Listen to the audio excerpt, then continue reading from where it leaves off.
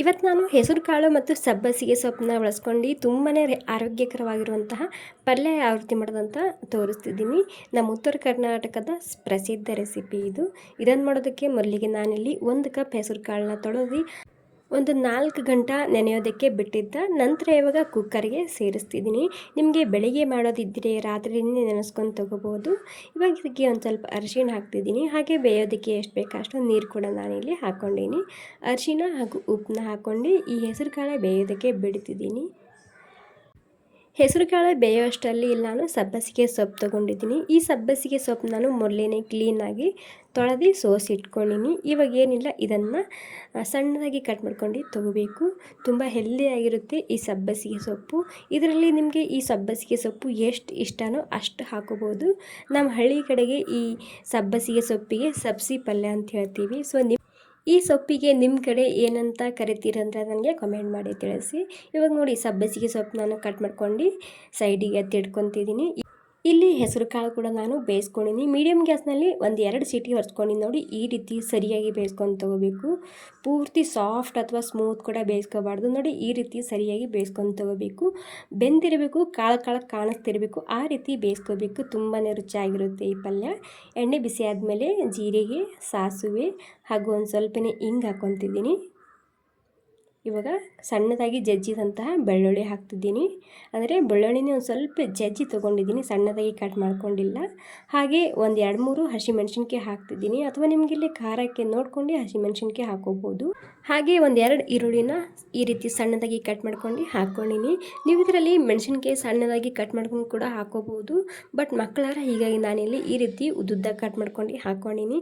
ಈ ರೀತಿ ಕಟ್ ಮಾಡ್ಕೊಂಡು ಹಾಕ್ಕೊಂಡ್ರೆ ಜಾಸ್ತಿ ಖಾರ ಬಿಡೋದಿಲ್ಲ. ಹೀಗಾಗಿ ನಾನಿಲ್ಲಿ ಈ ರೀತಿ ಕಟ್ ಮಾಡಿ ಹಾಕ್ಕೊಂಡಿನಿ. ಟೇಸ್ಟ್ ಕೂಡ ಬರುತ್ತೆ, ಜಾಸ್ತಿ ಖಾರ ಕೂಡ ಅನಿಸೋದಿಲ್ಲ.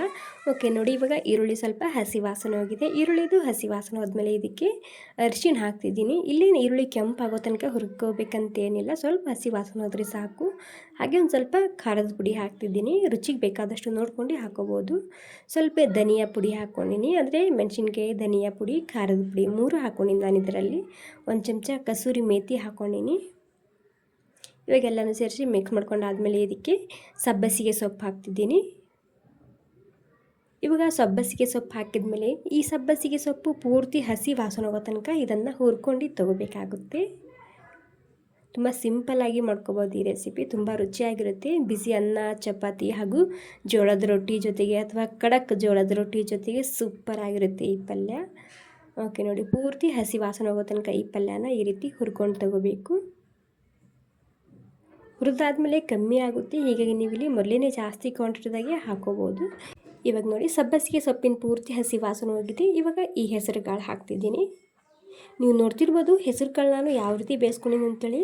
ಇಲ್ಲಿ ನೀವು ನೆನೆಸಿಲ್ಲ ಅನ್ನೋದಾದರೆ ಹೆಸರು ಕಾಳು ಸ್ವಲ್ಪ ಜಾಸ್ತಿ ಸೀಟಿ ಹೊಡ್ಸ್ಕೋಬೋದು.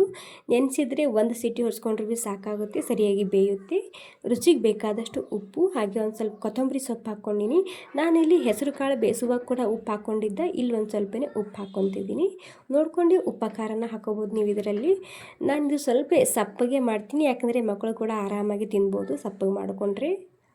ಓಕೆ ನೋಡಿ, ನೀಟಾಗಿ ಇವಾಗ ಮಿಕ್ಸ್ ಮಾಡ್ಕೊಂಡಿನಿ. ಮಿಕ್ಸ್ ಮಾಡ್ಕೊಂಡಾದ್ಮೇಲೆ ಇದಕ್ಕೆ ಸ್ವಲ್ಪ ನೀರು ಹಾಕ್ತಿದ್ದೀನಿ ಬೇಯೋದಕ್ಕೆ. ಜಾಸ್ತಿ ಉದುರಾಗಿ ಅನ್ಸೋದಿಲ್ಲ, ಸ್ವಲ್ಪ ನೀರು ಹಾಕ್ಕೊಂಡ್ರೆ.